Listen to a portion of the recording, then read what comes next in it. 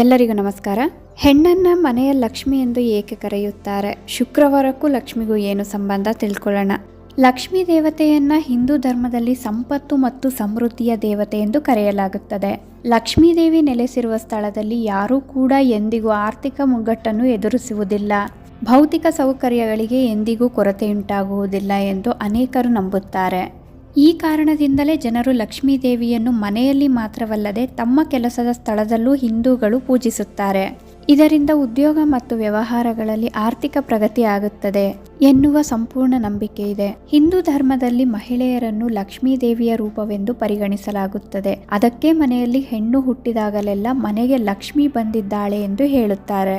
ಮನೆಗೆ ಬರುವ ಸೊಸೆಯನ್ನು ಸಹ ಲಕ್ಷ್ಮಿಯ ರೂಪವೆಂದು ಪರಿಗಣಿಸಲಾಗುತ್ತದೆ. ಹಾಗಾಗಿ ಅನೇಕ ಕುಟುಂಬಗಳಲ್ಲಿ ಮನೆಯನ್ನು ನೋಡಿಕೊಳ್ಳುವ ಜವಾಬ್ದಾರಿಯನ್ನು ಸೊಸೆಯಂದರಿಗೆ ವಹಿಸಲಾಗುತ್ತದೆ. ಮಹಿಳೆಯರನ್ನು ಲಕ್ಷ್ಮಿ ಎಂದು ಏಕೆ ಕರೆಯುತ್ತಾರೆ? ದುರ್ಗಾ ಮಾತೆ, ಪಾರ್ವತಿ ದೇವಿ, ಸರಸ್ವತಿ ಮಾತೆ ಅಥವಾ ಇತರ ದೇವತೆಗಳನ್ನು ಏಕೆ ಅಂತಹ ಸ್ಥಾನ ಸಿಕ್ಕಿಲ್ಲ? ಲಕ್ಷ್ಮೀ ಸ್ವರೂಪ ಎಂದೇ ಪ್ರತಿನಿಧಿಸುತ್ತಾರೆ. ದೇವಿ ಲಕ್ಷ್ಮಿ ಕೇವಲ ಸಂಪತ್ತಿನ ದೇವತೆಯಲ್ಲ, ಬದಲಿಗೆ ಅವರು ಅಪಾರ ಶಕ್ತಿ ಮತ್ತು ಧನಾತ್ಮಕ ಶಕ್ತಿಯ ಉಗ್ರಾಣವನ್ನು ಹೊಂದಿದ್ದಾರೆ. ಲಕ್ಷ್ಮೀ ದೇವಿಯನ್ನ ಬ್ರಹ್ಮಾಂಡದ ಶಕ್ತಿ ಎಂದು ಪರಿಗಣಿಸಲಾಗುತ್ತದೆ. ಆದ್ದರಿಂದ ಹಿಂದೂ ಧರ್ಮದಲ್ಲಿ ಮಹಿಳೆಯರನ್ನು ಲಕ್ಷ್ಮಿಗೆ ಸಮಾನ ಎಂದು ಕರೆಯುವುದರ ಹಿಂದಿನ ಅರ್ಥವೇನೆಂದರೆ, ಲಕ್ಷ್ಮೀ ದೇವಿಯಲ್ಲಿ ಹೇಗೆ ಸಕಾರಾತ್ಮಕತೆ ಇದೆಯೋ ಅದೇ ರೀತಿಯಲ್ಲಿ ಮನೆಯಲ್ಲಿ ಮಗಳು ಹುಟ್ಟಿದಾಗ ಅಥವಾ ಹೊಸ ಮಗಳು ಬರುವಾಗ ಮನೆಗೆ ಧನಾತ್ಮಕ ಚೈತನ್ಯ ಬರುತ್ತದೆ. ಆದ್ದರಿಂದಲೇ ಸನಾತನ ಧರ್ಮದಲ್ಲಿ ಮಹಿಳೆಯರಿಗೆ ದೈವಿಕ ಪ್ರಾಮುಖ್ಯತೆ ನೀಡಲಾಗಿದೆ. ಶುಕ್ರವಾರದಂದು ಲಕ್ಷ್ಮೀ ದೇವಿಯನ್ನು ಏಕೆ ಪೂಜಿಸಬೇಕು? ಅಂದಹಾಗೆ ಲಕ್ಷ್ಮೀ ದೇವಿ ಪೂಜೆಯನ್ನು ಪ್ರತಿ ಮನೆಯಲ್ಲಿ ನಿಯಮಿತವಾಗಿ ಮಾಡಲಾಗುತ್ತದೆ. ಆದರೆ ಧರ್ಮಗ್ರಂಥಗಳಲ್ಲಿ ಎಲ್ಲಾ ದೇವತೆಗಳಿಗೆ ಮೀಸಲಾದ ವಿಶೇಷ ದಿನವಿದೆ. ಶುಕ್ರವಾರವು ದೇವಿಯರ ಪೂಜೆಗೆ ಮೀಸಲಾಗಿದೆ.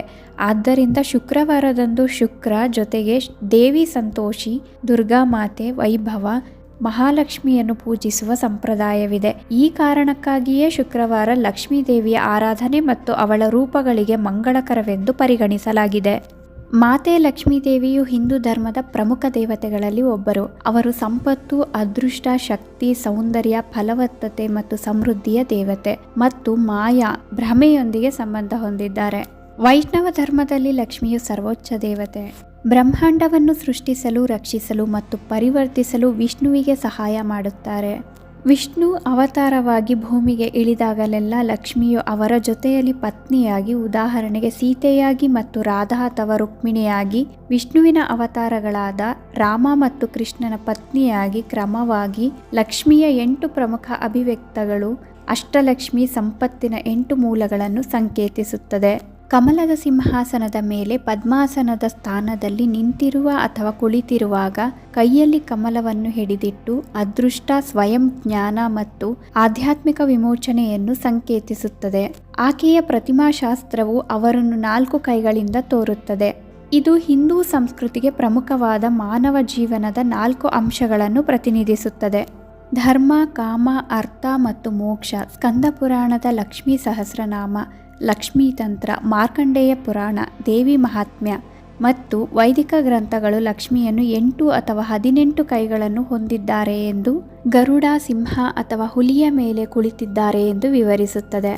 ಆಕೆಯ ಇತರ ಹೆಸರುಗಳು ಐಶ್ವರ್ಯ, ಅಖಿಲ, ಅನಘ, ಅನಪಗಾಮಿನಿ, ಅನುಮತಿ, ಅಪರ, ಅರುಣ, ಅತಿಭ, ಅವಶ್ಯ, ಬಾಲ, ಭಾರ್ಗವಿ, ಭೂದೇವಿ, ಚಕ್ರಿಕಾ, ಚಂಚಲ, ಚಂದ್ರವದನ, ಚಂದ್ರ ಸಹೋದರಿ, ಚಂದ್ರರೂಪ, ದೇವಿ, ದೀಪ್ತಿ, ಹರಿಪ್ರಿಯ, ಹರಿಣಿ, ಹರಿವಲ್ಲಭ, ಹೇಮಮಾಲಿನಿ, ಹಿರಣ್ಯವರ್ಣ, ಇಂದಿರಾ, ಜಲಜ, ಜಾಂಬವತಿ, ಜಾನಕಿ, ಜನಮೋದಿನಿ, ಜ್ಯೋತಿ, ಜ್ಯೋತ್ಸ್ನಾ, ಕಲ್ಯಾಣಿ, ಕಮಲಿಕಾ, ಕೇತಕಿ, ಕ್ರಿಯಾಲಕ್ಷ್ಮಿ, ಕ್ಷೀರಶ, ಕುಹು, ಲಲಿಮಾ, ಮಾಧವಿ, ಮಧು, ಮಾಲತಿ, ಮನುಶ್ರೀ, ನಂದಿನಿ, ನಿಖಿಲ, ನೀಲಾದೇವಿ, ನಿಮೇಶಿಕಾ, ಪದ್ಮಾವತಿ, ಪರಮ, ಪ್ರಾಚಿ, ಪೂರ್ಣಿಮಾ, ರಾಧಾ, ರಮಾ, ರುಕ್ಮಿಣಿ, ಸಮೃದ್ಧಿ, ಸಮುದ್ರತನಯ, ಸತ್ಯಭಾಮ, ಶ್ರದ್ಧಾ, ಶ್ರಿಯಾ, ಸೀತಾ, ಸ್ಮೃತಿ, ಶ್ರೀದೇವಿ, ಸುಧಾ, ಸುಜಾತ, ಸ್ವರ್ಣಕಮಲ, ತಿಲೋತ್, ತರುಣಿ, ತುಳಸಿ, ವಸುಧ, ವಸುಧಾರ, ವಸುಂಧರ, ವರದ, ವರಲಕ್ಷ್ಮಿ, ವೇದಾವತಿ, ವಿದ್ಯಾ, ವಿಮಲ ಮತ್ತು ವಿರೂಪ. ನಿಜವಾಗಿಯೂ ಹೆಣ್ಣಿಗೆ ತುಂಬಾ ತಾಳ್ಮೆ, ಶ್ರದ್ಧೆ, ನಿಷ್ಠೆ ಇರುತ್ತೆ ಅನ್ನೋ ಕಾರಣಕ್ಕೋಸ್ಕರನೇ ಲಕ್ಷ್ಮೀ ದೇವಿಯ ಸ್ವರೂಪಕ್ಕೆ ಹೋಲಿಸ್ತಾರೆ. ಸುಖ ದುಃಖ ಎರಡನ್ನೂ ಸಮವಾಗಿ ತೂಗಿಸ್ಕೊಂಡು ನಿಭಾಯಿಸ್ತಾರೆ ಅನ್ನೋದು ಒಂದು ಕಾರಣ ಆಗಿದೆ. ಮಹಾಲಕ್ಷ್ಮಿಯ ಇಷ್ಟು ಹೆಸರುಗಳನ್ನು ತಿಳಿಸ್ತಾ ನಾನು ಈ ವಿಡಿಯೋನ ಇಲ್ಲಿಗೆ ಎಂಡ್ ಮಾಡ್ತಾ ಇದ್ದೀನಿ.